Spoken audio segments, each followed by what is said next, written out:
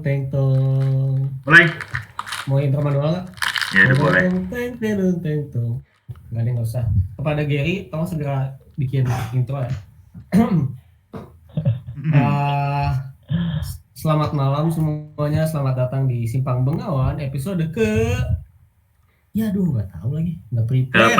Ke-14 ya. 14. Wah, ini produsernya yang masih ingat dong. Produsernya masih ingat. Ya.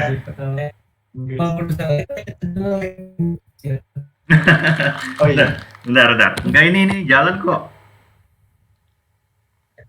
Ya kalau di mana bagus mah nggak apa-apa. Nah, oke. Episode ke-14, Ahmed pasti gini aja. Selamat datang di episode ke-14 bersama saya masih menjadi MC Brahma Dari Putra. Saya Mujek masih menjadi produser. Saya Astro sebagai founder Simpang Bengawan.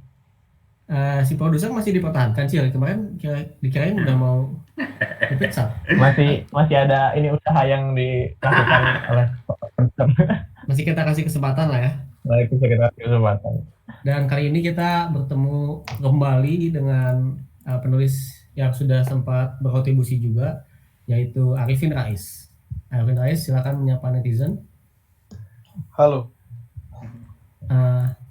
Dengan tulisannya kali ini kita bahas adalah Quo Vadis Indonesia. Kenapa pakai judul Quo Vadis? Apakah mana mau terkesan edgy dengan bahasa lain? Ya kan edgy aja sebenarnya. Gak tahu deh. Awalnya tuh judulnya bukan itu anjir. Oh, bukan itu judulnya. Apa ya judulnya? Apa sih Cil? Apa yang kirim kemana pertama? Oh, Acil yang nyuruh edgy. Berarti atau membangun titik acuan. Ada dua kali kan nih revisi. Betul. Tapi kata Acil cuman kurang edgy gitu. Enggak. Cuman pas Aing lihat lagi enggak, jadi agak keluar konteks. Punchline-nya lebih ke di sini ya. Nah, harus clickbait Ben. Oh, clickbait. Betul. Nah, buat sekarang kita saya oleh Beng Beng dan juga nggak ada makanan lagi Pak. Tupperware. Janji kok Gelas nikahan seseorang. Iya. Lanjut Lem. Dan buat sekarang kita pengen nyobain dong episode kali ini, kita pengen cobain penonton masuk dan nanyain langsung ke narasumbernya ya. Jadi buat yang penonton dan punya pertanyaan, siap-siap yang masuk ya. Kalau misalnya malu dan mau nggak pakai kamera juga nggak apa-apa. Tapi kalau malu dan nggak mau pakai suara jangan, karena nanti nggak ada apa-apa. Tuh nggak? Kita sih dipenuhi ya Mas. Udah. Sekarang, tenang emang cukup ya. Emang gua meragukan Anda. Iya. Apa Bos? Enggak meragukan. Oh, oke. Nah, sekarang kita lanjut aja ke bahasan tulisannya. Di sini di awal-awal tuh Ipin bahas tentang bagaimana Pancasila itu sebenarnya gimana ya hukumnya, kayak nggak punya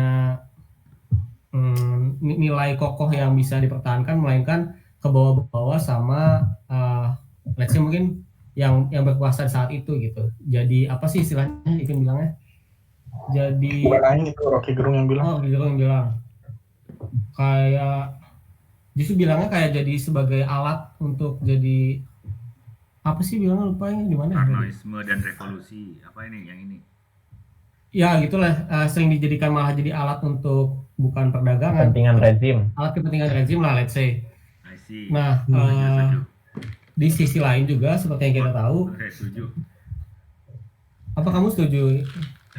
Di sisi lain seperti yang kita tahu, Pancasila seolah-olah dibentuk sebagai suatu hal yang udah pasti dan bahkan kita nggak boleh memperdebatkannya kan, kayak harga mati lah let's say, ataupun ngomongin tentang Pancasila malah jadi anti Pancasilais gitu.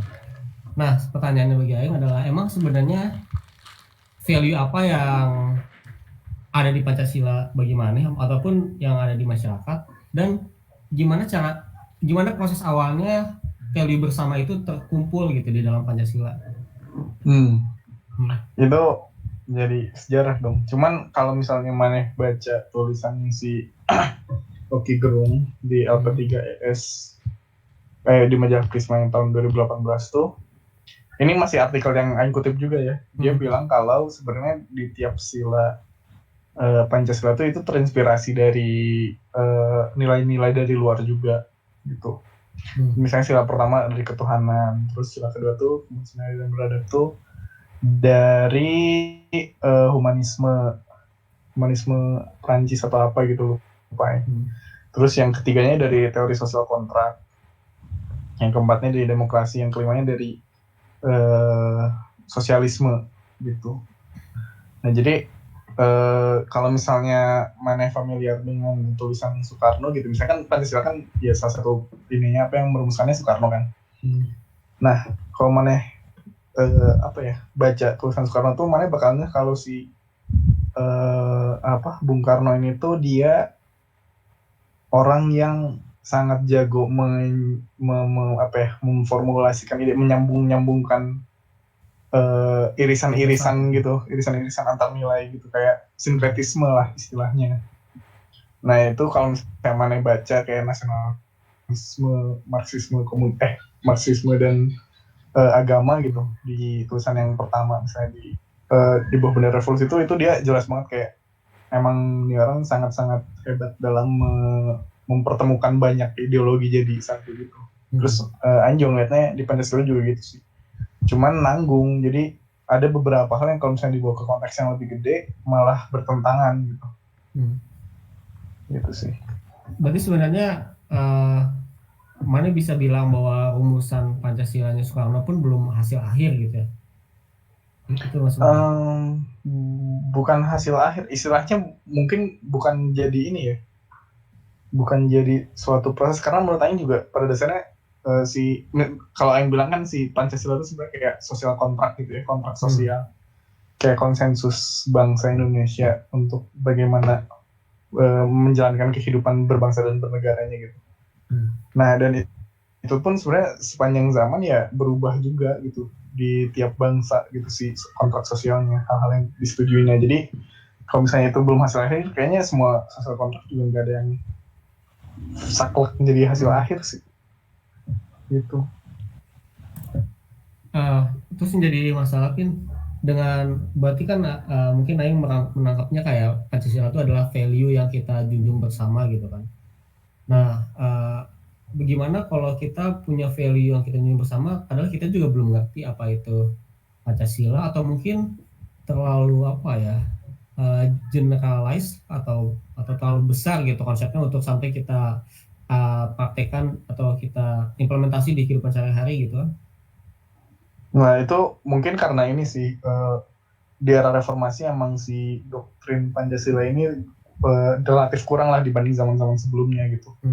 Kalau misalnya zaman Soekarno, maksudnya Orde Lama gitu, waktu awal-awalnya itu emang si Pancasila ini tuh sebenarnya terasa banget untuk bisa diterjemahin dari tataran nilai ke apa yang bisa kita lakuin gitu. Cuman kalau sekarang sih mungkin udah jauh gitu dari kondisi ideal itu. Cuman tadi yang mau kemana ya?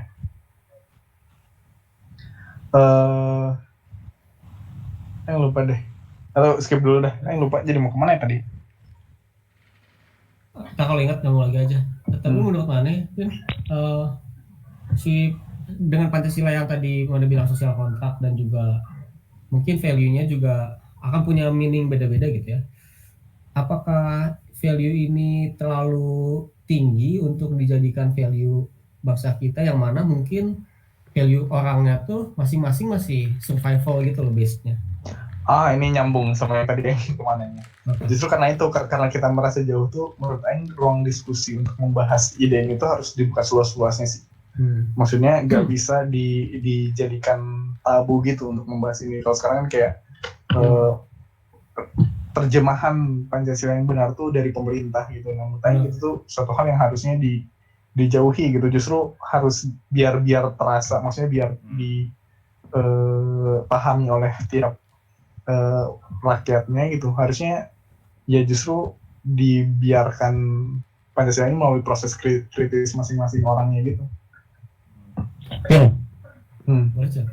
Kalau gitu kalau misalkan nggak ada bentuk yang baku dari Pancasila gitu ya, atau tadi artinya semua orang boleh berpendapat, Pancasila sesuai dengan versi dia masing-masing, apakah itu nggak akan jadi macam apa yang multitafsir gitu bagi, soalnya nanti pada akhirnya juga Aing merasa paling Pancasila gitu, pemerintah pun merasa paling Pancasila, jadi kayak Hmm.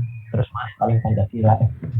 Nah, itu nyambung sama paragraf selanjutnya terkait Emang kita scientific berharap temper. nggak Makanya kalau mana baca pengibaratan Aing adalah kalau misalnya ada proses dialektis membahas Pancasila gitu, koridornya adalah Pancasila, harus ada pagarnya kan. Nah, kalau Aing bilang pagarnya adalah si scientific temper itu, perangai ilmiah. Gitu. Oke. Nah, dari perangai ilmiah juga sebenarnya kalau mana bilang apa pagarnya adalah perangai ilmiah, sedangkan yang saya rasakan kita pun masih sangat, amannya juga bilang itu sih, kita pun masih sangat buruk lah dalam perangai ilmiah gitu. Perdebatan masih menjadi duel emosi dan perasaan gitu, belum logic to logic, dan juga bukan dalam rangka mencari yang benar gitu. Agak sedikit berisik ya. Bukan juga dalam cari hal yang benar gitu. Terus juga sebenarnya apakah menurut Mane anggapannya kita idealkan kondisi itu ya, perangai sosial itu, apakah dengan cara mungkin presiden gitu bayangannya saya maju ke, karena ditambah juga dengan sosial media dan arus informasi yang cepat, apakah dengan saya maju dan ada tahu nggak Pancasila itu apa gitu, terus drop mic gitu, apakah itu justru malah menimbulkan bahasan-bahasan dan gagasan baru, atau malah itu justru benar kata Acil malah membingungkan gitu? Sebenarnya menurut Aing tuh itu apa ya? Itu kan benar-benar metode banget ya Bem ya. Pertama. Jadi kayak tergantung kondisi konteks di mana itu dilakukan juga. Kalau misalnya itu dia ngomong dalam satu forum akademisi, menurut Aing oke gitu. Tapi kalau misalnya di pasar, belum tentu gitu. Ini bukan berarti Aing bilang orang pasar tidak bisa ini ya, cuman maksudnya ya beda. Bukan tempatnya gitu lah ya. Bahasa, Jadi dan justru tugas kita apa ya? Yang jadi tugasnya gimana membangun si bangsa ini tuh bisa punya perangai itu semuanya gitu. Jadi punya kapasitas yang sama untuk berdialog dalam koridor itu gitu. Kalau tadi yang bayangannya ini di live streaming gitu, live TV dan live streaming semuanya gitu. Jadi marketnya benar-benar semua rakyat Indonesia gitu. Ini juga sebenarnya ini bisa jadi hal yang ini bisa jadi Simpang Bengawan ini bisa jadi ada diskusi juga sebenarnya ya. Benar. Bisa jadi triggering dulu ya. Bisa jadi triggering juga. Triggering juga. Presiden kita nulis di sini mimpi kita bahwa presiden ini kan. Oh benar. Apa lelahnya menjadi presiden gitu. Iya. Main di personet tapi nggak enak jadi nggak jadi. Ini kalau Simpang Bengawan udah apa? Udah bagus ya, mungkin ini bentar lagi ada yang nelfon sebenarnya, diteleponin. Ini mana nggak ngecek HP kan? Nanti ya dari plus satu. Plus satu disiapin ya. Nah, Pin,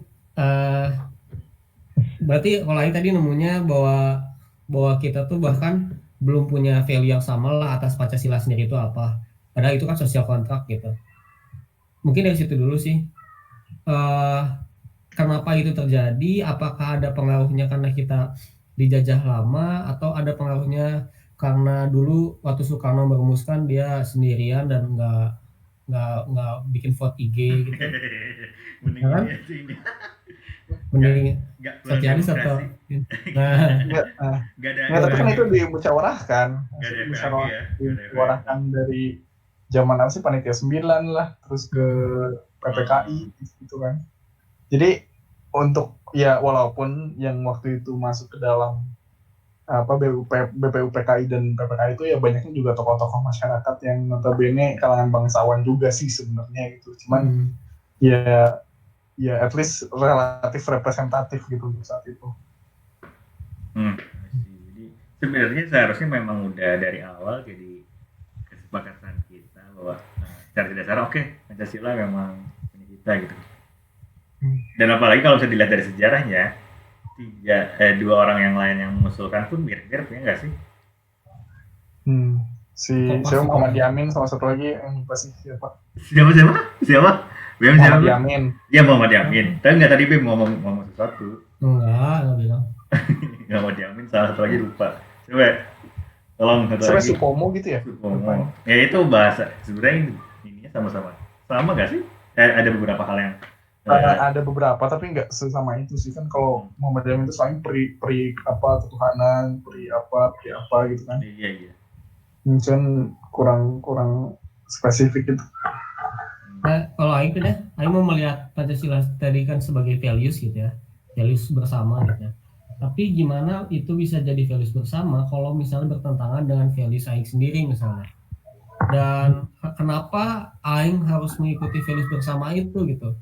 Pertanyaannya justru malah jadi ke jauh ke belakang, negara itu apa gitu. Ya udah itu menurut Aing itu langkah awal yang bagus menurut Aing. Maksudnya mana punya value sendiri dan coba mana benturkan, justru kan diskursusnya muncul di situ gitu.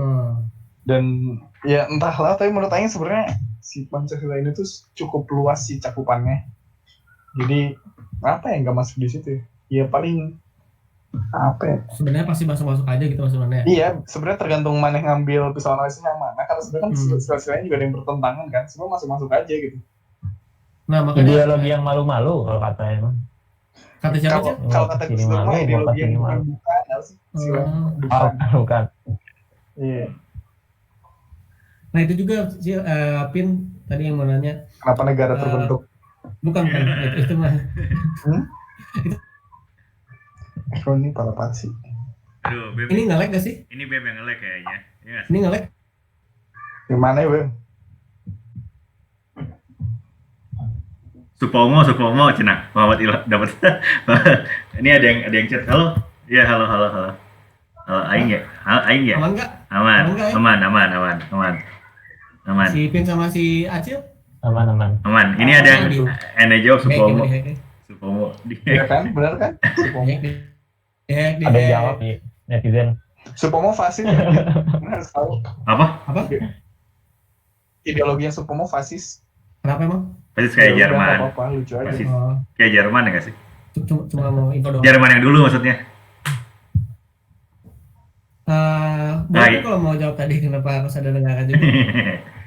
Boleh. Itu kayaknya ini sempat jawab di yang interview yang pertama deh. Yang gitu? bosan.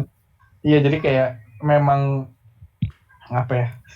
Suatu keniscayaan aja sih, maksudnya sosial kontrak itu ada. Itu kan dasarnya kan dari kontrak sosial kan, maksudnya ketika suatu komunitas itu kan apa ya? Perlu aturan kan pertama, perlu hukum. Ya, dari hukum itu muncul otoritas gitu kan, siapa yang bisa menghukum. Dan akhirnya ya udah, maksudnya di situ jadi ada istilahnya apa ya, relasi kuasa gitu, maksudnya ada apa ya, dia bisa dibilang ada kedudukan sosial gitu yang menimbulkan adanya suatu relasi kuasa ya, dan itu mengorganisir diri pada akhirnya ya membentuk jadi negara. Semakin luas cakupannya semakin besar. Tapi kalau misalnya negara yang kita kenal sekarang ya kan basisnya nation state ya, negara bangsa banyaknya. Jadi memang si negara-negara yang ya semenjak revolusi Prancis lah, itu tuh negaranya tuh basisnya adalah dari kesamaan bangsa istilahnya, walaupun bangsa itu sendiri kalau kata siapa sih, Ben Anderson tuh imagine communities kan, maksudnya komunitas yang diimajikan gitu. Jadi ya gitulah, maksudnya emang suatu keniscayaan lah, maksudnya manusia mengorganisir diri gitu. Dan untuk saat ini yang paling legit, paling tinggi ya negara. Terus juga mana tadi bahasan yang tadi mana menemukan ketersinggungan waktu pas di kan itu kumpulan dari ideologi lah, Pancasila tadi mana bilang kan. Apakah tadi mana juga bilang itu ada yang bertentangan kan? Menurut mana yang agak bertentangan itu di poin mana emangnya? Kalau misalnya apa sih? Kalau kata misalnya Rocky Gerung itu, sila pertama dan kedua itu menurut dia bertentangan gitu, soal kemanusiaan dan ketuhanan. Karena menurut dia humanisme kalau misalnya ngambil dari filsafat barat tuh dia terlepas dari satu hal yang divine gitu, maksudnya suatu hal yang sakral gitu. Jadi sifatnya memang ada pada tiap manusia dan ya gak inilah intinya kalau dia sebut sih kayak yang pertama tuh ibaratnya kayak teokrasi, tapi yang keduanya sekuler gitu loh.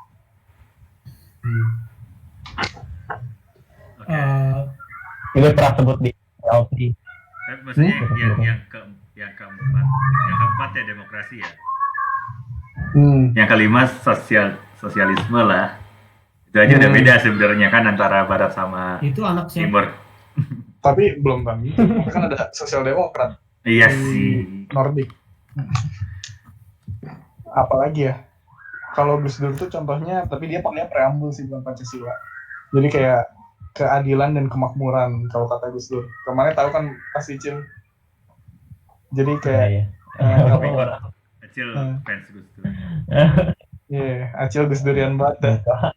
Kalau garis keras. Kalau kata Gus Dur kan, kalau keadilan tuh wah ini kayak komunis banget, tapi kalau kemakmuran tuh kapitalis banget gitu, walaupun belum tentu adil gitu makmurnya. Jadi ya gitu-gitulah. Maksudnya emang penuh dengan paradoks gitu sebenarnya si Pancasila ini. Nah terus juga menurut Mane, apa yang membuat kita sebagai manusia belum bisa memvalue apa yang udah ada di value sebagai Pancasila lah?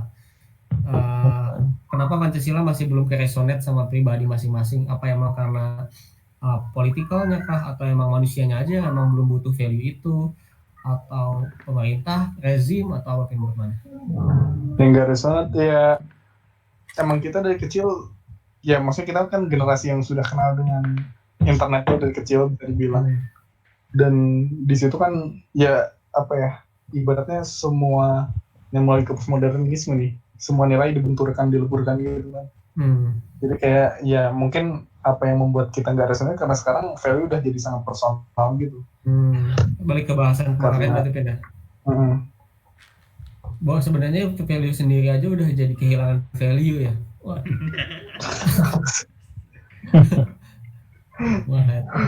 Tapi sebenarnya pesannya bukan ke arah sana, Bem. Bukan sana. Tolong. Emang bosan tuh. Kalau mau baca lebih lanjut, emang bosan tuh ngomongin Pancasilanya. Emang bosan tuh ke arah sana. Kalau ada bosan tuh justru itu. Nah, ini mungkin ini ada intervensi ya. Mungkin karena kebanyakan anak TI jadi malah ke sana. Enggak juga sih. Kamu saja ini kayaknya. Oh, betul ya. Iya. Nah terus Mus boleh, Mus Acil juga boleh dari tadi orang terus. Ini tadi ada yang nyampein pesan ini dari pesan dulu nih, belum pertanyaan. Mau pertanyaan nanti soalnya. Ada pesan dulu bentar. Pesan dulu ini kali aja nambah. Paling seram emang kalau udah ada pihak yang menginternalisasi ideologi ke orang. Saya Pancasila, melawan saya berarti melawan Pancasila. Ini bahaya sih. Saya penjaga syariah. Melawan saya berarti melawan nilai agama. Saya simbol feminisme modern, melawan saya berarti melawan kebebasan perempuan. Gitu. Ya itulah. Dari Teguh di Pemalang. Dari siapa? Dari Teguh di Pemalang. Ya, udah sampai Pemalang ya. Bener-bener. Aduh, hebat. Buat emang ini cakupan Salam buat Teguh mau masuk ke ini nggak, Teguh? Gue nggak masuk. Teguh kita invite kali, Mus. Kita belum, jangan-jangan ini ada audiens dari Pemalang. Dari Pemalang jauh ya. Beli nanti. Boleh Pin buat direspon. Teguh udah jauh-jauh udah nanya masa. Itu bukan nanya, itu statement. Iya, maksudnya mau direspons. Oke kok, bagus. Memang itu berbahaya, betul. Tidak bisa diklaim. Maksudnya apa ya? Menurut Aing klaim itu bisa dibilang benar ya kalau misalnya sesuai dengan kaidah-kaidah ilmiah gitu, bukan asal statement tanpa evidence. Mungkin sekarang mau lanjut lagi ke tulisan Mane. Orang menangkapnya bahwa Mane itu merasakan ada problem lah, bahwa kalau misalnya Pancasila ini, jangan Pancasila sih, kalau emang tadi jadi kita nggak tahu ini mau kemana gitu, bawa-bawa kita mau benerin kita gitu, kita aja nggak tahu mau benerin apa yang dibenerin selama kita belum tahu mau kemana kan. Dan mana melihat masalah di sini kan ya, dan kenapa mana melihat itu sebagai masalah dan apa yang bisa jadi masalah besar ke depannya kalau misalnya kayak gitu. Menurut Aing sih kalau mana baca di tulisan Aing, jadi kan Aing kan menawarkan bahwa kalau misalnya kita udah punya konsensus gini, kita harus punya koridor, harus punya pagarnya kan dengan scientific temper itu. Nah, mungkin kalau misalnya ya dampak terburuknya kalau nggak ada itu tuh ya itu tadi jadi alat reproduksi kekuasaan kalau kata Rocky Gerung gitu kan. Dan terlepas dari itu juga kita nggak punya titik acuan gitu. Karena sebenarnya kan gini, kalau misalnya kita sebut bahwa Pancasila itu adalah suatu gambaran ideal atau suatu hal yang kita tuju, atau misalnya bukan Pancasila lah, pembukaan undang-undangnya gitu, pembukaan UUD 1945 adalah tujuan negara ini gitu, itu udah di state, tapi kita nggak punya suatu alat untuk mengukurnya gitu, kita udah nyampe mana gitu sampai sana. Jadi menurut Aing itu kenapa kita nggak bisa mengukur juga karena kita nggak punya suatu perangai ilmiah, suatu paradigma di mana kita melihat si bangsa ini tuh berada dalam satu proses gitu, yang reflektif, yang melalui proses yang reflektif, terus ada proses perbaikan berkelanjutan dan yang lain gitu. Kalau emang kita tidak punya alat ukur, sebenarnya itu udah ada di rancangan umum pembangunan. Apa? RPJMN. Ini kalau konteksnya itu ya refleksi. Iya. Itu kan infrastruktur doang. Maksudnya. Tapi kalau yang secara ideologis, secara moral mana? Maksudnya yang dari segi, Aing lebih percaya pada kekuatan dari sumber daya manusianya gitu sih. Makanya emang apa ya? Ya fokusnya ke si ininya, si istilahnya sistemnya gitu, suprastruktur dari baik itu kultur, dari budaya, dari hal-hal yang emang sifatnya langsung ke manusianya gitu. Itu sih. Terus juga Pin, sebenarnya tadi kan Pancasila itu bisa jadi punya meaning beda tergantung zaman dan kondisi gitu ya. Dan mungkin juga sebenarnya kesepakatan kita atas apa nilai yang kita pengenin di Pancasila itu bisa kita pilih melalui proses pemilihan kepala negara kan sebenarnya. Jadi kayak apa yang dia bawakan, apa definisi Pancasila yang dibawakan, kalau itu resonate sama Aing, maka Aing pilih dia kan. Apakah itu cara yang benar untuk nge-approach kesepakatan sosial kontrak ini? Apa ya? Itu bisa, cuman gimana? Aing lebih menekankan ke perangai ilmiahnya sih. Maksudnya percuma ketika kan mana bilang itu resonate itu dari apanya itu. Kan tiap orang beda kan, maksudnya apanya, dan menurut Aing akan lebih adil kalau misalnya tiap orang tuh sudah punya tools gitu yang namanya yang sudah berperangai ilmiah, di mana dia bisa membakukan mengukur gitu si seberapa jauh resonatnya itu karena apa secara objektif gitu.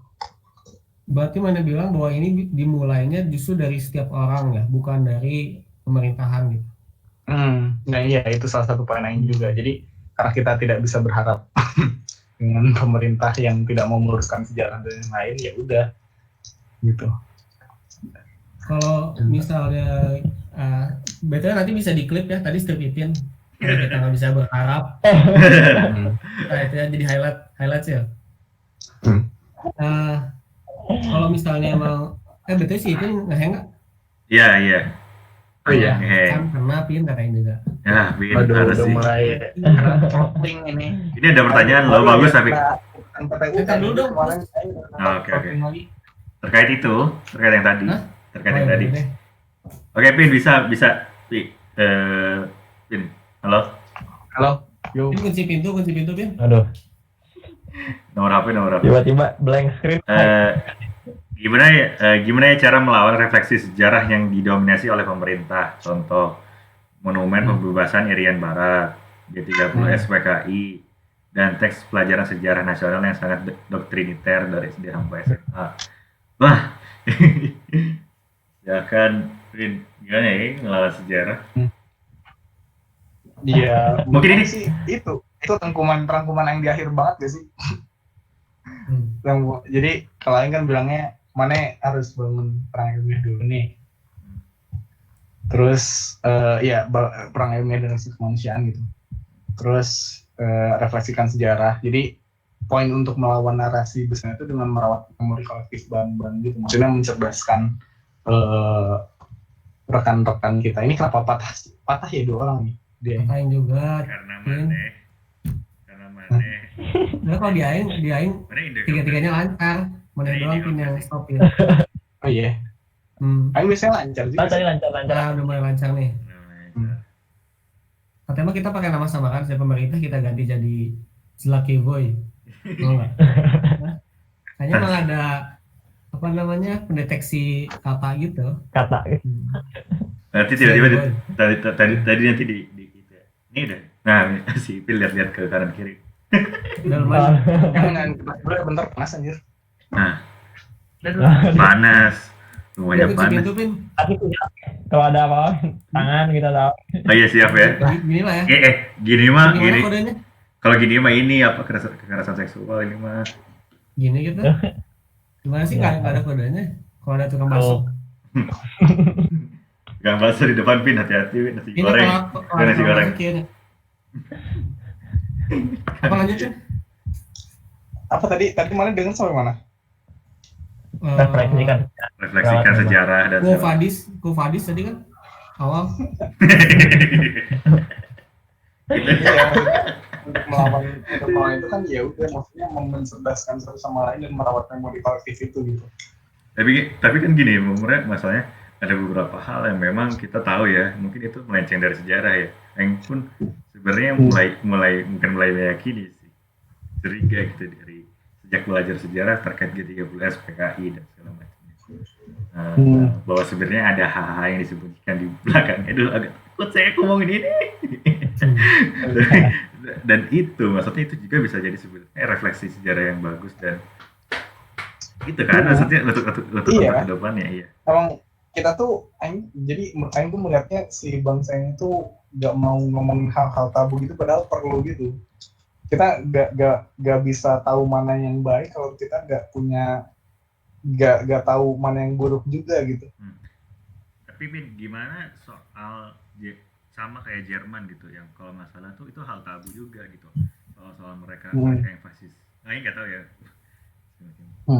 Tapi itu tuh mereka diskusikan, kan kalau mana yang baca di tulisan lain juga itu mereka diskusikan jadi suatu tema gitu. Maksudnya kalau ada diskusi dengan tema itu tuh berarti mereka sedang membicarakan masa-masa kelam itu gitu. Oh, oke. Dan jadi kayak ya gak apa-apa diomongin gitu. Tapi sebagai refleksi, sebagai pembelajaran. Ini kali Pin. Apa dibubarin aja. Nah, yang ditakutkan itu ya itu apa keributan atau pemberontakan. Ya sekarang kita lihat aja misalkan demonstrasi besar-besaran aja sudah sudah dikhawatirkan oleh pemerintah gitu. Apalagi kalau kita bahas itu misalkan soal pelanggaran atau soal hukum lah. Apalagi kalau kita bahas soal ideologi yang nanti takutnya malah menggonjang-ganjing inilah negara kita gitu kan. Ya emang karena kita juga belum dewasa sih, maksudnya si reformasinya dan demokrasinya belum dewasa gitu.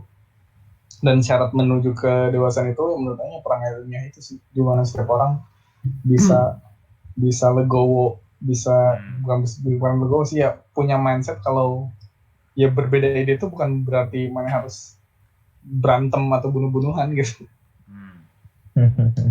Nah, Pin, tadi Aing udah narik bahwa sebenarnya karena kita nggak bisa berharap sama pemerintah doang, enaknya pakai doang ya.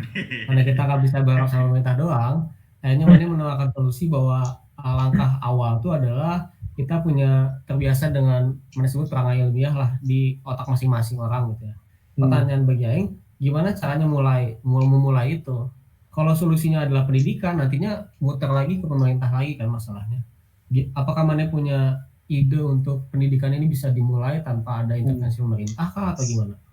sebenarnya kalau pemerintah tuh ini apa maksudnya itu infrastruktur doang kan.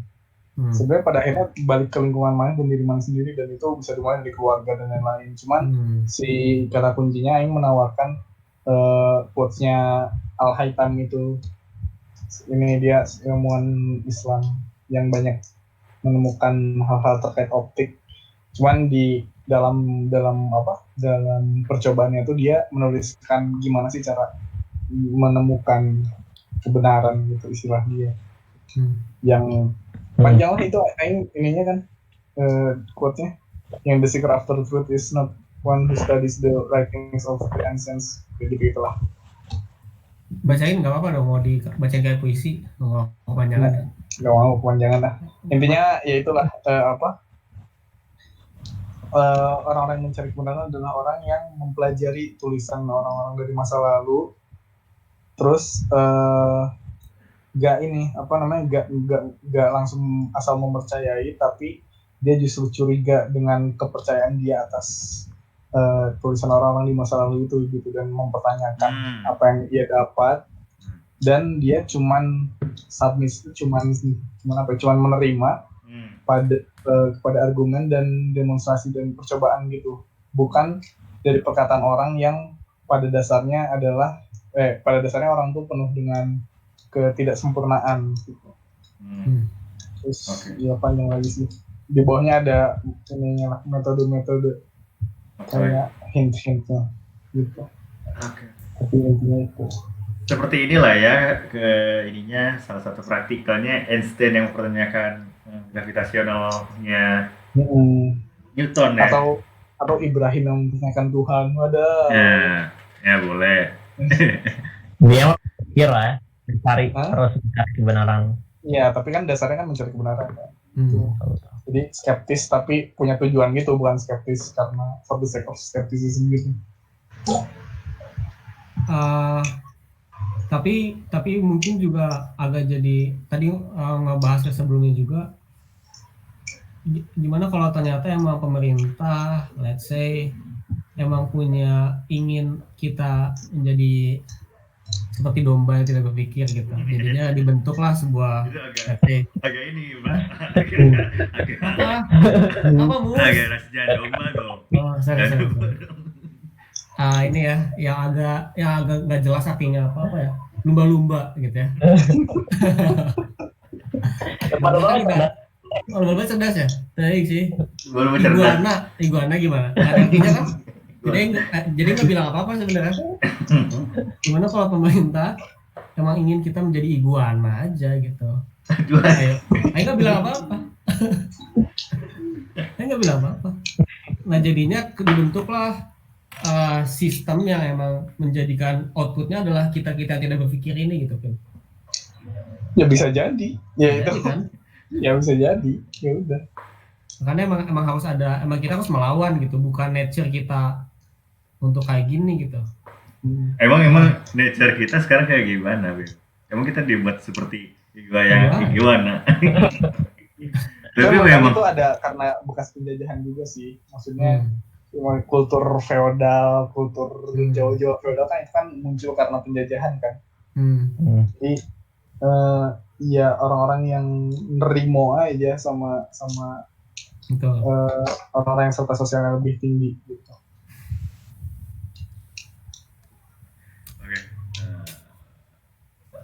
Sebenarnya masih ada sih, cuma nggak tahu nyambung atau enggak ya. Apakah sistem ini harusnya ada psikolog kita mungkin ya. Pertanyaan lain, apakah emang tragedi masa lalu kita membentuk personality ataupun modifan kita yang jadinya kata mana tadi bilang manut-manut dan penurut gitu, sampai untuk mempertanyakan aja nggak ada gitu frameworknya di otak kita gitu. Dan gimana cara keluar dari situ pertanyaannya gitu. Berarti kalau Maneh solusi yang Maneh tawarkan praktikalnya mungkin dengan membaca buku ya, salah satunya gitu. Salah satunya. Ya tapi gini, harus diingat bahwa buku pun medium gitu ya, sama aja gitu kan medium. Tergantung buku yang Maneh baca juga. Kalau Maneh baca buku apa ya, buku-buku konspirasi juga ya sama aja, nggak mau membantu Maneh juga. Illuminati di Garut. Itu di Garut sih. Itu kata siapa jadi? Itu kan siapa konspirasi Mas? Kita berdebat. Bosan mana nanti Hitler tidak mati di Garut. Hitler mati. Seru sih itu. Nanti kita ada episode khusus ya. Hitler nanti di Garut. Apakah Hitler mati di Garut? Ayo ada fotonya loh, meskipun agak apa. Ini ada pertanyaan. Boleh tanya Mas. Pin, mumpung kan ngomongkan Pancasila. Saya kira kamu mau Hitler. Aduh, kenapa jadi Pancasila sih? Yang itu sebenarnya tulisan yang tujuannya bukan ke sana aja. Itu sih kritik Ya apa? Pendapat mana tentang RUU HIP? RUU HIP yang lagi diributin gimana, Pin? Tahu nggak RUU HIP? Ya. Yang haluan ideologi Pancasila ya. Betul. Itu Aing belum baca draftnya. Oh ya, Aing udah ada sih, cuman belum Aing sempat baca aja. Cuman dari sekilas yang Aing baca dari, apalagi kan di Twitter sering rame ya. Beberapa orang yang Aing follow dan Aing tahu saya emang demen menganalisis naskah akademik. Kayaknya Aing sempat ngomong deh sama Mane dan sama Mujek juga di pembukaan naskah akademik RUU HIP-nya aja itu cuman apa ya, gak jelas gitu sih pembukaannya, kayak cuman ada subjek doang, gak ada predikatnya ngapain dia. Ya secara struktur ngaco lah ya. Aduh, mana Aing sempat bacain kan sama Rani.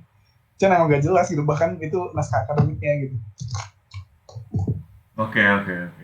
Tapi emang intensi untuk ngeluarin rancangan itu emang sebenarnya apa sih? Orang agak nggak tahu. Atau emang tidak ada yang tahu juga? Ya, ini kalau fungsinya Aing mah ya itu jadi alat reproduksi kekuasaan si Pancasilanya. Cuman bagaimana cara rezim sekarang mendefine ulang Pancasilanya yang Aing masih hanya menerka-nerka gitu, nggak tahu. Kan ada badan BIP. Iya. Itu bukan sih? Badan apa, Mus? BPIP. Iya nggak sih? Oh. Aduh. Badan Pembinaan Indonesia Perjuangan. Badan Pembinaan Ideologi Pancasila. Ya itu kan berarti salah satu bentuk upaya pemerintah untuk mendefinisikan Pancasila kan? Ya bisa jadi. Yang bilang Tapi bisa jadi. sebenarnya pun kita belum pernah menjebak. Kita belum pernah janjian bahwa pemerintah sekarang Pancasilanya mau dibawa kemana. Kita nggak pernah janjian sampai level situ tahu sebenarnya. Kita mah pembahasannya masih DET banget, masih dasar, tapi ya kan belum pernah kita sampai Aing memilih itu karena Aing sepakat atas terjemahan dia atas Pancasila yang dia bawa gitu. Ya emang waktu zaman Orba orang setuju dengan Pancasila adalah pembangunan gitu, adalah pembangunan penerjemahan Pancasila, kan nggak semua juga. Makanya jadinya kayak pemilu cuma jadi kayak entertainment doang gitu. Betul. Anjay, mana kayak hilafah banget tuh sekarang. Ganti katanya mah. Emang kesana kan ini.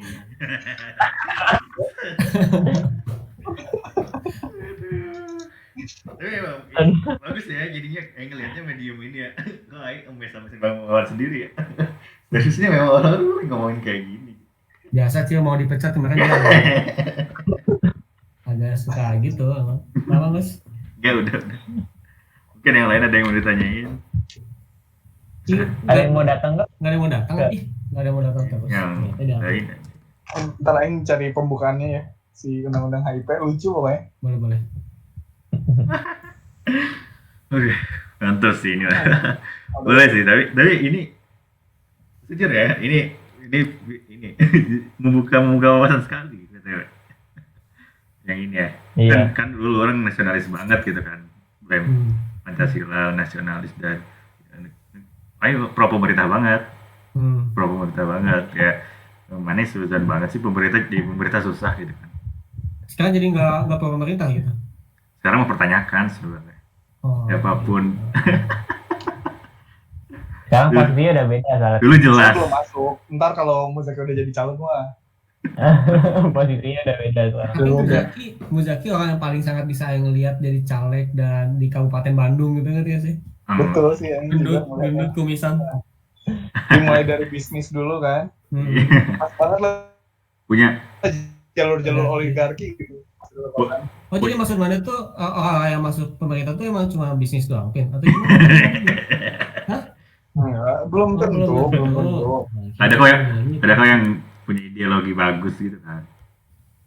Ya kebetulan punya juga Cuman peternakan. sayangnya cuma bisa masuk dari partai, dan partai kan biasanya ya begitulah. Oh, maksud mana partai bisnis? Atau gimana, Pin? Ya ada, karena iya itu mah udah jelas gak sih Oh, udah maksudnya? jelas. Iya, kaderisasinya gak jelas. Ya hanya beberapa partai lah yang kaderisasinya jelas gitu. Berarti kalau partai itu bisnis, berarti yang dia kejar stream revenue dong, keuntungan. Dia punya Yang dia kejar stream revenue dong, kalau dia itu bisnis. dia punya bisnis Ya, model. bisa jadi. Hah? Punya bisnis modelnya sendiri. Oh, Bisa jadi. Tapi berarti ada kemungkinan enggak juga dong. Gitu. Oke, Ada kemungkinan juga. kita undang ketua dari partai politik mana nih? Wow, udah masuk nih. Iya, Wow. dari siapa nih? Ayo menyebut satu juga takut kenapa-napa. Jangan. Saya nggak ada, Gus. Prinsipnya gitu. Oh iya, mau nyebut tadi. Juga gitu. Kita nggak ada. BBB apaan? Bukan cerita dia. Bukan Ini yang nemu nih. Nih, Aing nemu pendahuluan naskah akademik RUU HIP. Boleh. Mau bacain nggak? Boleh. Latar belakang.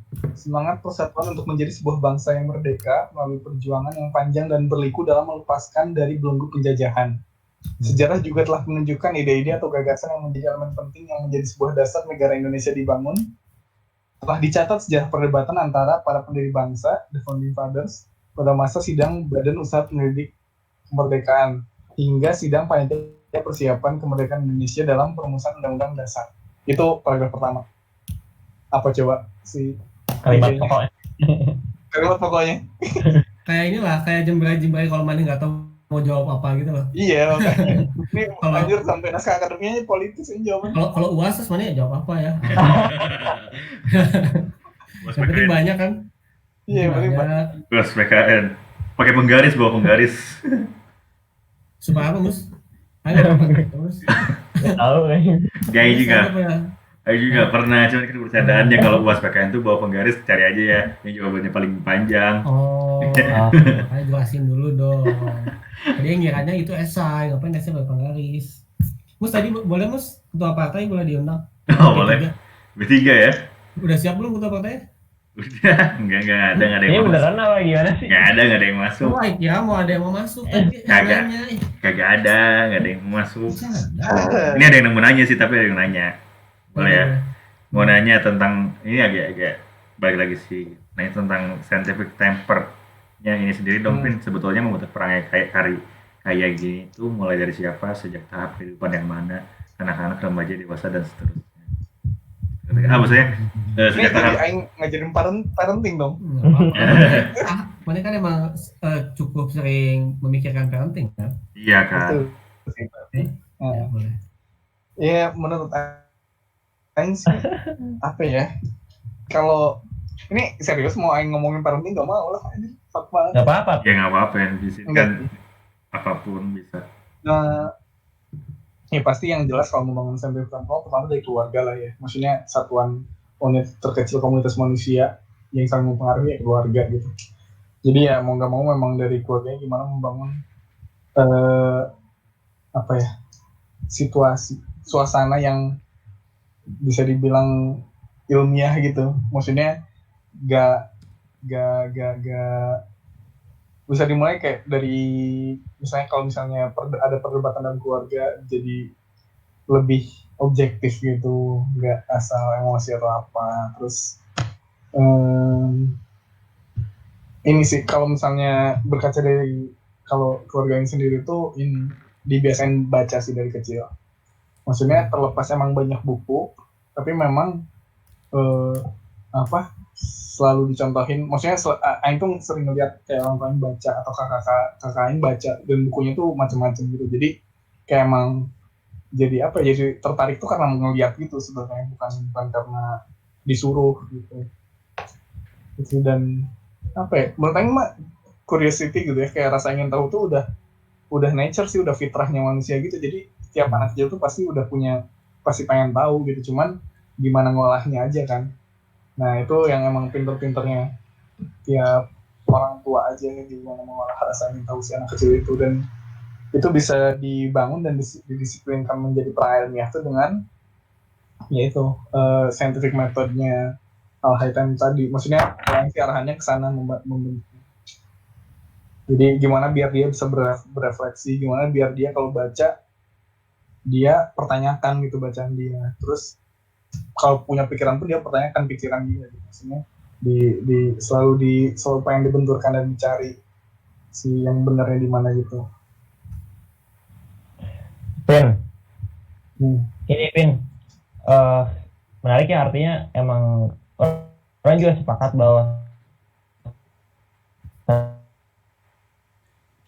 sebenarnya kayak pada akhirnya yang ya kita kolektif kan itu tuh emang dimulai dari diri sendiri dan akhirnya kita bentuk satuan yang lebih selanjutnya yaitu keluarga gitu. Jadi pertanyaannya adalah mau sampai kapan gitu, gitu kan? Atau mungkin mana punya referensi juga gitu ketika bicara ternyata emang metode mulai dari keluarga yang akhirnya bisa jadi merubah tatanan gitu. Apakah mungkin itu pernah sejarah yang terulang atau kayak gimana, orang penasaran aja. Oh dia gitu. Jadi Islami pisan deh. Jadi aing dicap kader nanti. Aing enggak mau. Bukan atau bukan lah, penasaran. Enggak, sebenarnya kalau aing sebenarnya ini ya dari segi pemikiran aing tertarik dengan Hasan Al-Banna juga sih. Maksudnya terkait ma'rotibul amal anjay. Ya maksudnya gimana beramal itu secara tertib gitu, dampaknya dimulai dari keluarga, terus ke lingkungan sosial, terus ke hukum dan lain-lain gitu. Nah itu menurut saya cukup menarik sih. Jadi kayak, dan kalau misalnya contohnya itu terjadi tapi ini anjir kadar banget aja disebutnya kayak Ikhwanul Muslimin gitu kan, maksudnya kayak Ikhwanul Muslimin gitu, walaupun di Mesir gagal ya, cuman kan lupa di Tunisia apa di Aljazair gitu aktivis yang berhasil, cuman walaupun sekarang Erdogan agak-agak dicap diktator kan, karena memang ibaratnya sudah sangat luas kekuasaannya. Oke, berarti itu skema itu bisa jadi terwujudkan gitu ya, dan itu sudah ada contoh ya yang. Karena ya itu mah anjir, yang nanti dicap ini lagi ya, kader pasiat nih yang dicap antek-antek Fethullah Gulen, tapi kalau ngomongin, jadi tahu sih kalau misalnya mana nanya anak pribadi gitu kan, pasti ada aja cerita-cerita doktrin gimana si Fethullah Gulen bareng Erdogan lah membangun Turki yang sekarang, kayak emang dari kecil ada lingkaran-lingkaran ininya kadernya kayak mentoring gitu-gitu. Terus nanti itu dilihat, oh ini sini kayaknya cenderung ke punya bakat untuk kerja di bidang apa, punya bakat di bidang punya bakat kerja di bidang apa. Saya udah dimasukin terus lama-lama berubah gitu loh. Ya agak familiar memang ini ya. Agak familiar ya ini. Emang ini skemanya. Emang kader. Iya tahu, saya marahnya juga sempat menjadi kader kan. Oke. Maksudnya gimana Ben? Oke, ada yang mau masuk Beb? Mulai lagi ya? Ada yang mau masuk Beb? Hah? Ada yang mau masuk? Oh boleh. Masuk ke siapa nih? Teguh. Ini adalah dari pemahaman. ini kita tunggu ya. Ini biar ada biar ini kan tadi Ane punya bahasan kan. Mana nih? Ditunggu. Gak ada suspense gitu ya. biar ada bedanya hari ini. Bisa orang. Mau masuk nggak? Kalau nggak mau nanya lagi nih. Mau masuk ini. Bentar. Oh ya udah. Tunggu. Udah kayak siapa dulu kayak MC. Nah ini udah masuk 1, 2, 3. Halo. Dari. Assalamualaikum. Keren. Ini kan seru sekali. Gimana? Ham piringin dong Ham, biar sama Ham HP-nya. Gak bisa, gak Oh bisa. Udah, nggak usah. Kemarin juga gak bisa. Gimana? Gimana? Serahkan mimbar ke Ilham aja gini. Enggak ya. Orang juga gak terlalu ngerti begini. Orang ini sih penasaran sesuatu. Kalau di intelektualitas kan sebenarnya kita ngobrol banyak gitu ya, kayak ini harusnya gimana gitu perangai ilmiahnya. Tapi bagi orang kadang tuh ada hal-hal yang sebenarnya common sense gitu, bukan common sense doang sih, kayak nurani aja gitu. Misalnya kan banyak orang yang mengopresi orang lain gitu ya, menganggap si ini tidak boleh hidup gitu atau gitu-gitu. Itu kadang orang tuh merasa kayak kok bisa ya orang berpikir seperti itu tuh, orang yang masih nggak kebayang gitu. Kayak kelompok ini berhak mati gitu atau gitu-gitu.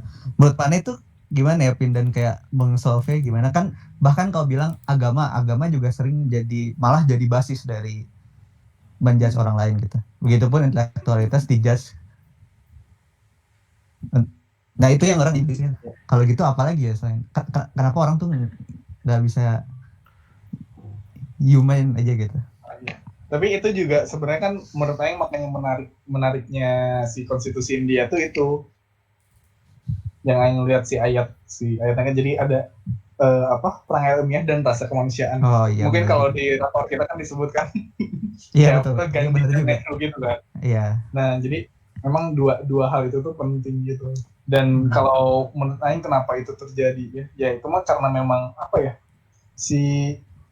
tapi menurut Aing sih itu tuh interpretasi yang salah gitu juga. Maksudnya ada orang-orang yang memang misalnya kalau misalnya konteksnya agama gitu ya, dia konteksnya membaca sesuatu tapi bacaan itu tuh cuma jadi justifikasi dari apa yang dia sebelumnya percaya gitu, bukan dia pengen mendapatkan sesuatu dari buku itu prosesnya.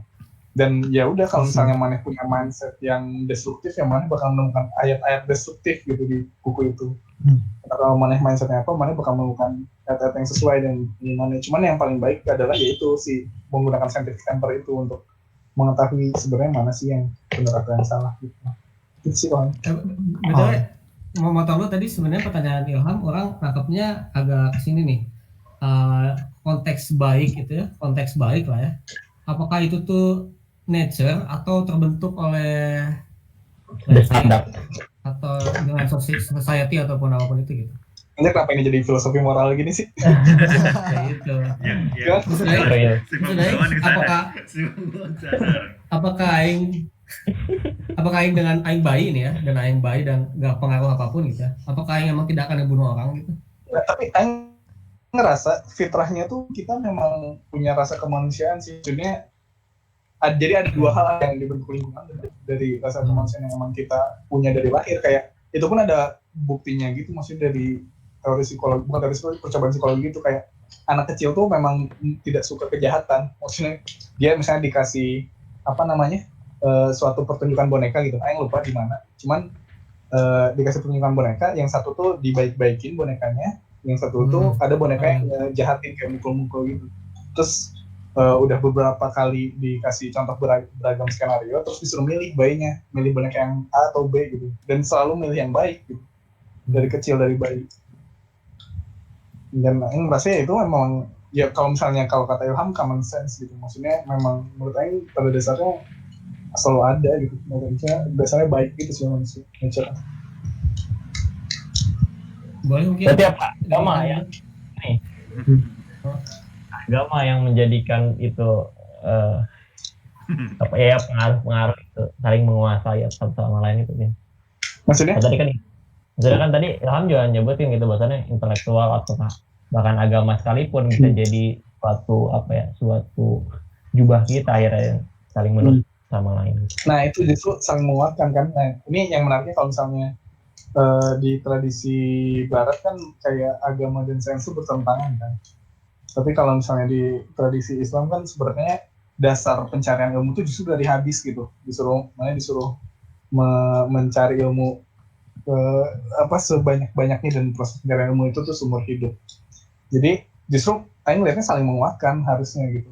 Selama memang si paradigma yang dipakainya benar gitu, niatnya benar gitu. Gitu sih. Jadi tadi Aing mau bahas kemana lagi ya? Ya saling menguatkan intinya sih. Aing lupa tapi intinya ke sana. Aing mau memberikan studi kasus tadi. Itu lupa. Mungkin boleh menanggapi lagi mungkin. Apa ya? Orang tuh lagi baca juga. Ini sedikit on topic, sedikit off topic juga. Orang lagi baca juga tulisan-tulisannya Cak Nur, Nurul Majid. Terus bagi orang dia tuh bagus karena ketika dia ngomong sekuler gitu ya, bukan berarti emang dipisah atau kayak benar-benar beda kan. Dia waktu itu kontroversial karena sebagai ulama eh, mencanangkan sekularisasi gitu. Bagi dia sekularisasi itu sesimpel hal yang memang profan tidak usah dijadikan sakral gitu. Bukan berarti agama tuh nggak bisa mengsolve gitu. Tapi ada hal-hal yang sebenarnya emang bisa di-solve secara agama gitu ya.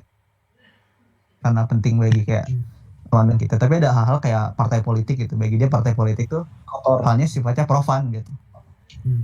Nggak sakral gitu. Jadi tidak usah diagamakan gitu. Jadi itu menarik sih yang orang rasa jadinya pada akhirnya apa ya? Pada dasarnya bukan berbeda gitu, bukan bertentangan antara kayak agama dan kayak pemerintahan ataupun agama dengan sains gitu. Tapi lebih ke justru ketika kita mulai agama tuh justru kita membuatnya sakral dan jadi benar-benar berguna dan baik gitu dampaknya gitu. Sebenarnya itu tuh ini, selain itu juga pandangannya Atatürk sama Soekarno juga. Jadi Soekarno tuh melihatnya bahwa ya politik tuh pada dasarnya ya kalau mungkin bahasanya Cak Nur profan, kalau kata Soekarno tuh ya praktis lah dan bisa ada tendensi untuk kotor kan. Sedangkan dianggap agama itu adalah suatu hal yang suci, jadi jangan dicampur-campurkan.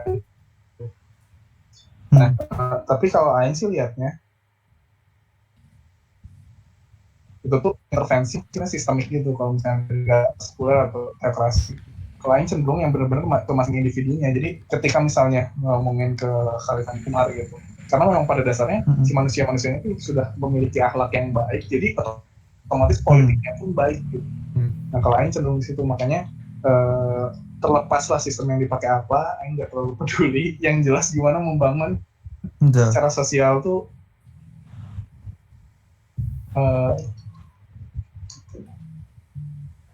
mungkin juga boleh lanjut. Ya. Oh ya, kalau kayak gimana ya membangunnya? Itu sih aku tadi mau nanya itu juga sekalian sebenarnya di pertanyaan pertama. Kayak kalau perangai ilmiah kan mungkin ya sistem pendidikan lebih bagus. Maksudnya kayak sekolah Madadianya Cak Nur kan juga kayak mengajarkan critical thinking gitu kan, kayak istilahnya critical thinking framework. Tapi kadang aku tuh suka bingung gimana caranya mengajarkan common sense kemanusiaan itu tadi, kayak ketika dia udah hilang dan butek oleh politik dan segala macam, kayak gimana cara mengembalikan itu gitu. Kalau itu sih gimana ya? Kalau Aing sih pandangannya bahwa kemanusiaan itu sebenarnya modal kan, fitrah gitu. Jadi kalau misalnya yang bisa kita lakukan langsung adalah menjaga dari yang bisa kita intervensi, dari kecil gitu, rasa kemanusiaan itu dijaga. Jadi kalau untuk orang-orang yang terlanjur hilang, disitulah fungsi psikolog nanganin orang-orang yang psikopat gitu atau apa ya. Tapi gimana ya, orang yang melaknat kaum lain tuh nggak psikopat juga, kebayang nggak sih? Malah common people gitu. Nah itu orang bingung, kayak kan comment section tuh brutal banget ya. Maksudnya kayak emang ada yang buzzer, tapi bagi orang itu nggak semua buzzer gitu loh. Kayak orang tuh emang kayak gitu. Emang buzzernya bukan karena uang, karena hatinya dia aja. Gitu. Kalau Aing sih sebagian ya. Aing rasa manusia tidak bisa mengintervensi hati manusia lain sih, anjay. Apa ini? Hanya Allah yang mengerti hati ya. Kok gitu? Kita cuma bisa mengatur. Hanya bisa menyampaikan gitu. Kita cuma bisa mengatur, tapi tidak bisa buka. Ini tuh biasanya saya masuk ini. Ini biasanya saya masuk ngomongin cinta. Ya udah lanjut. Ya jadi benar tadi kata Acil bagus. Hati hanya bisa diketuk, tapi tidak bisa dibuka. Lain rapat ya kita. Gitu. Iya. Emang iya aja teh. Mantap. Besar siapa cuy? Dari Itu Cil di tweet ya, yang mau retweet soalnya.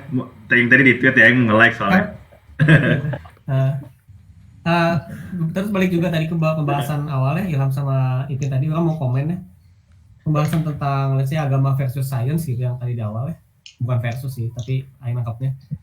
Sebenarnya ini tuh jadi versus karena dasarnya yang beda, karena dasarnya agama belief dan dasarnya science itu justru kasih isu atau curiosity lah, atau nggak percaya justru gitu kan.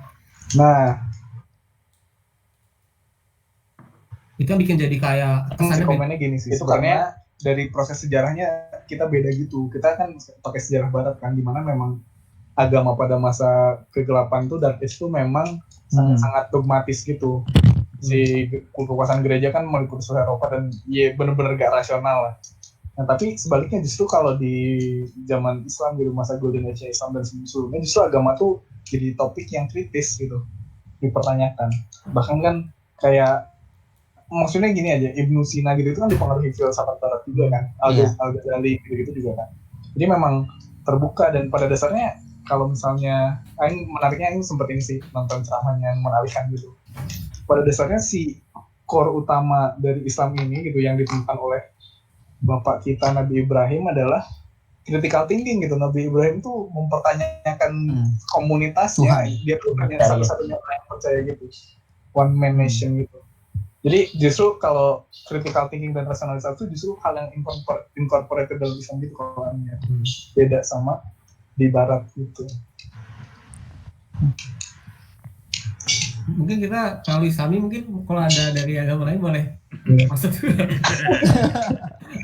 Aing nggak berani ngomong hal-hal yang lain tahu.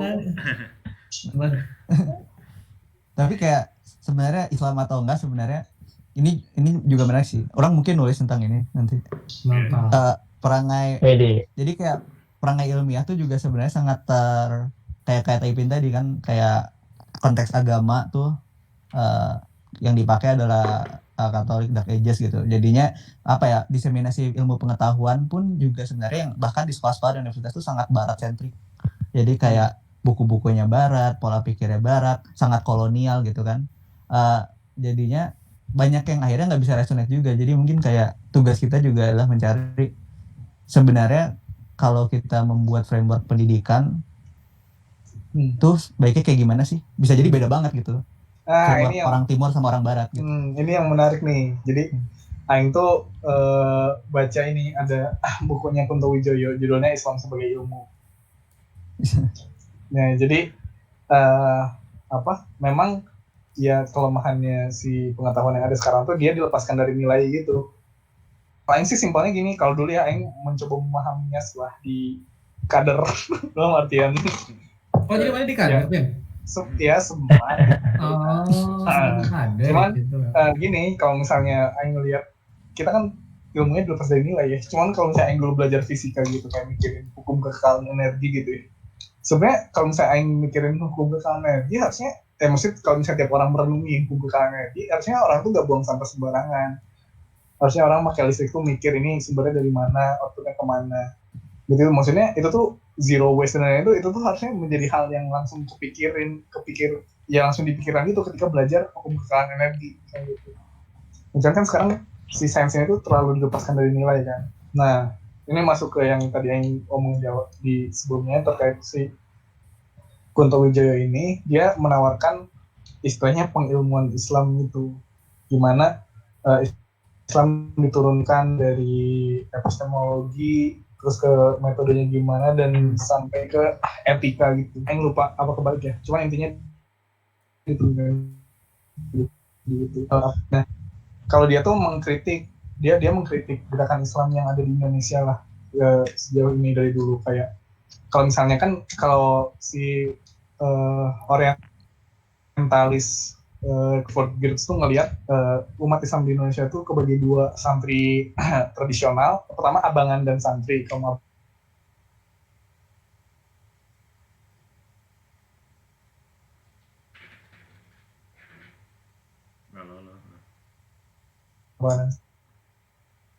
sebetulnya itu ngelihat kalau santri abangan itu cenderung kalau misalnya Israel dalam diseminasi pengetahuan gitu ya, pengetahuannya itu berkembang dengan dekodifikasi. Jadi gimana hal-hal yang dulunya udah coded gitu, dia terjemahkan jadi syarh gitu, jadi penjelasan atas kitab-kitab terdahulu gitu.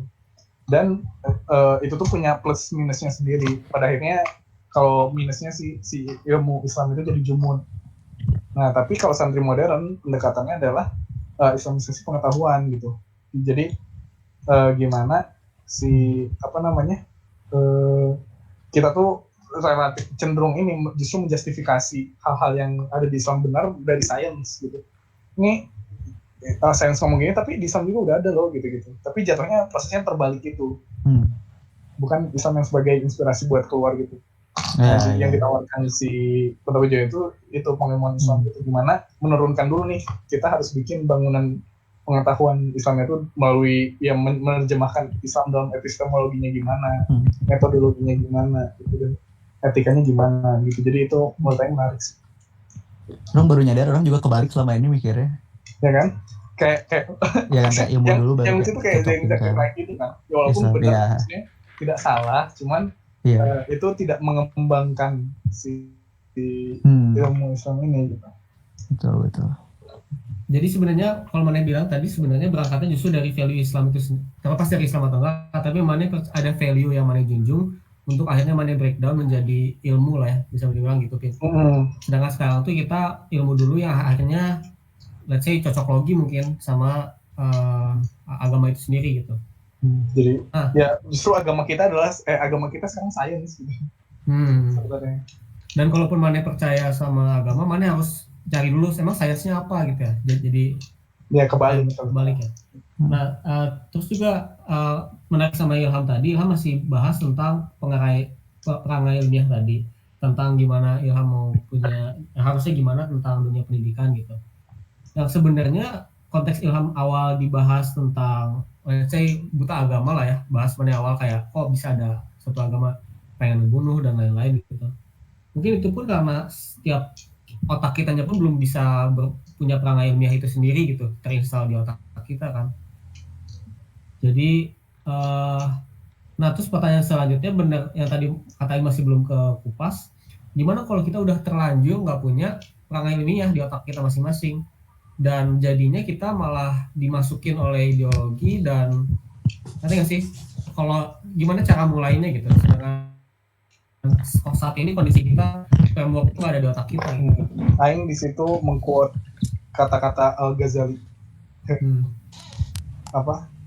Orang yang tidak tahu tapi dia tahu di mana letak ketidaktahuannya.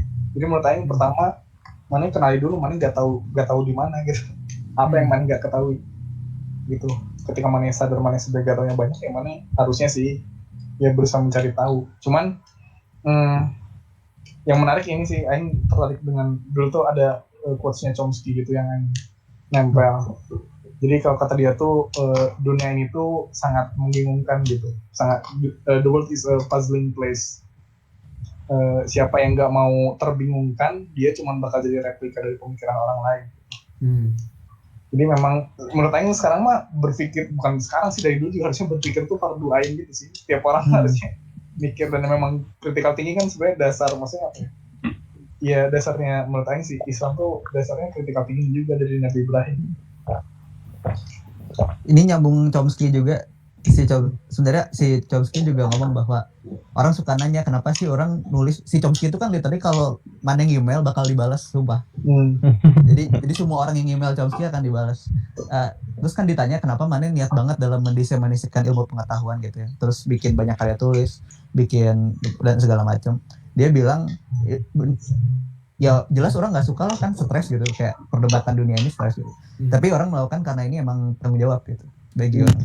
Responsibility of intellectuals. Betul. Kalau Mana ada ilmunya, Mana tanggung jawab untuk mendiseminasikan sebisa mungkin gitu. Makanya dia benar-benar kalau kita punya pertanyaan bakal dijawab di email. Undang aja, Pak, undang. Di Simpang Bengawan. Ada kan, Mas? Chomsky sekarang ya bisa Mas.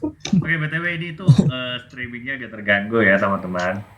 Tapi recordingnya tetap jalan sebenarnya, nanti bisa di upload. Ini kayaknya kijang satu nih, jangan-jangan kita. Udah nggak ngomongin Pancasila. Si streamingnya tuh putus gitu Mas, streamingnya putus. Iya, streamingnya putus, padahal koneksinya bagus ya, nggak sih orang. Jangan salah sih. Keren canggih sih. Nggak cuma di OBS Mana tetap kerekam Mas. Kerekam, kalau dari OBS kerekam. Cuma sekarang udah live lagi belum? Ya belum. Ini udah live lagi, oke. Karena ya. Udah live lagi. Harusnya udah sih. Ya udah, buat yang tadi sempat hilang berarti biasa lah ya, kita ngerti lah. Kijang satu. Nakal ya. Nakal. Kalau lupa lagi tadi mau ngomong apa ya? Biasanya kijang satu dari tadi. Mungkin dari Ilham, bagaimana Ham? Oh iya begitulah. Kalau masih ada yang mau ditanyakan lagi Kak ke narasumber kita? Oh udah sih. Mungkin mau ada kesan-pesan terakhir untuk narasumber kita? Oke, Sebelum Pin, kita mantap. kick. Jadi kata Mantap, Pin, mantap. Duh, namun. keren ya Ham. Buat Ilham ditunggu jangan ini ya lupa Ham ya. muker. Ya. Jangan lupa muker. Aing baru ngomong. Iya, benar. Aing baru ngomong. Jangan lupa muker. Tolong jangan Kapan bahas sih ini muker dong. aing juga nggak tahu. Itu kapan mus mana kurang diseminasi informasinya. Betul. Enggak. Orang nggak tahu, orangnya nggak tahu. Anda tuh tahu Pin. Ada yang Ayo, saya tolong. tuh. Ya, Pin ya. tolong dong, Iya iya iya iya. iya. Oke oke Ya oke. udah, Terima Mantap, kasih ya. Ilham, ditunggu tulisannya tadi tentang siap. membuat perangai ilmu di seluruh otak manusia di Indonesia.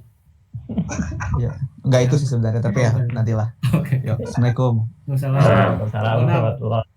Kita kick apa remove? Oke, sudah remove. Oh ya, inisiatif sendiri. Seru ya ada itu? Ya, seru ya ada orang yang punya Ya apa? Punya pemikiran lebih. selain malam nih. Ya makan beragam nanti. Iya. Cil boleh Cil? Kalau orang mau udah cukup, udah lama juga kita ngomong. Masih belum cukup sih sepertinya bagi Pin. Pin masih ada yang mau dibahas lagi Pin? Enggak sih, ya baca aja tulisannya itu sebenarnya yang mau dibahas.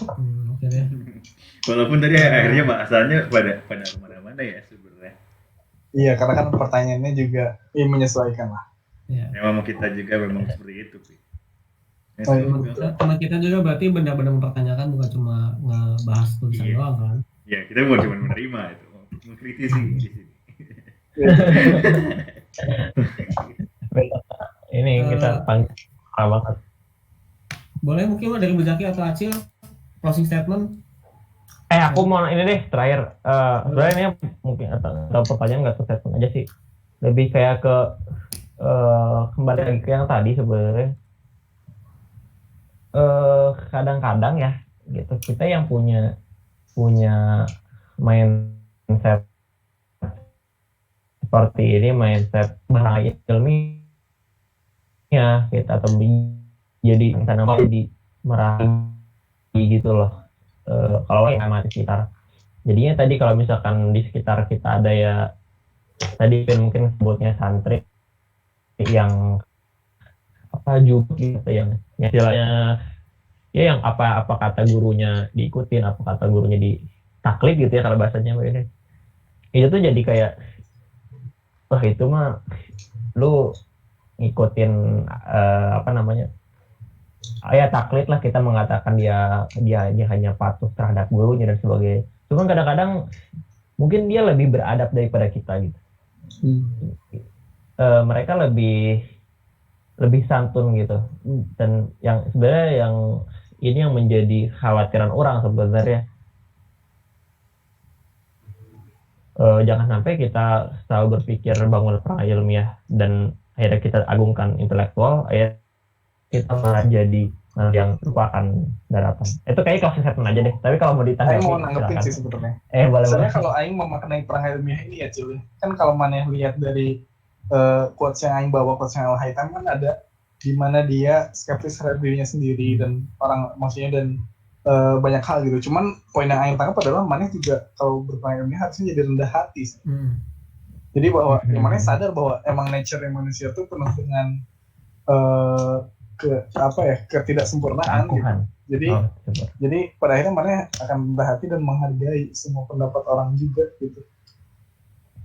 Seharusnya ya. Jadi justru orang-orang yang masih merasa pintar dan dia sombong, berarti itu dia tidak berperangai ilmiah sebenarnya.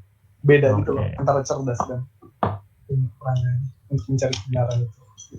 Berarti dia mencari ilmu untuk merasa lebih, bukan mencari ilmu untuk mencari kebenaran gitu ya mungkin. Anjay. Klik Bisa itu ya. Boleh. Di tweet bisa nggak tuh? Boleh. Tweet masuk nggak? Boleh Mas ya? Masuk. Bu Zaki mungkin boleh closing statement? Udah sih. Udah tadi nggak ada lagi. Dari Ipin boleh closing statement mungkin? baca aja sih tulisannya closing statement yang ada di di tulisan terakhirnya. Hmm. Sebenarnya kalau gitu konsep temannya adalah salah satunya tentang sebarkan yang pengen Aing pertanyakan Pin. Oke. Dalam konteks ini sebarkan gimana Pin maksudnya? Sebarkan kaidah ini. Sebarkan tulisan aing enggak lah. Sebarkan. Ya itu maksudnya sebarkan bagaimana membangun scientific temper dan rasa kemanusiaan, gimana kita bisa menyukai sejarah dan mengkritisi sejarah dan memori kolektif ya, contoh kita mau berserikat gitu dengan orang lain, terus berpendapat dan selalu mencatat gitu hal yang ada di luar sana. Notice gitu sebenarnya catat itu lain sih. Jadi nggak mindless gitu. Bahkan biar mulai banyak juga yang aware dan mulai banyak juga yang sadar bahwa dirinya belum tahu gitu ya, kayak tadi Mana bilang. Dari situ baru ngebenerin diri sendiri dan mulai ke lingkungan sekitar, keluarga, mungkin saudara, RT gitu kan ya. Baru menyebar ke dunia dengan aliran Ipinism. Gila, ntar lah yang bikin Ipinisme. Ipinisme ya. Mungkin berhubung juga tadi aja sinyal udah mulai terputus, HP sudah mulai panas, tukang bakso udah ada 3, padahal kan biasanya cuma 1. Ya kan? Betul. Kok bakso 3 sih? Kalau tukang bakso 3, hati-hati. Nggak mungkin ada tukang bakso 3. Mungkin sekian dari Simpang Bengawan dan Bosan hari ini. Buat yang mau komen nanti kalau komen di kolom komentar YouTube boleh, maupun di Twitter boleh. Twitter juga boleh.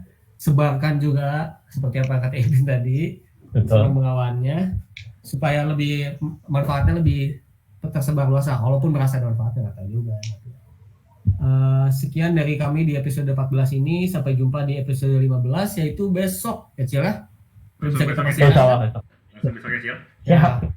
Sepertinya besok kejar setoran nih kita. Terima kasih udah nonton. Terima kasih juga yang udah baca juga. Dan dadah. Terima kasih.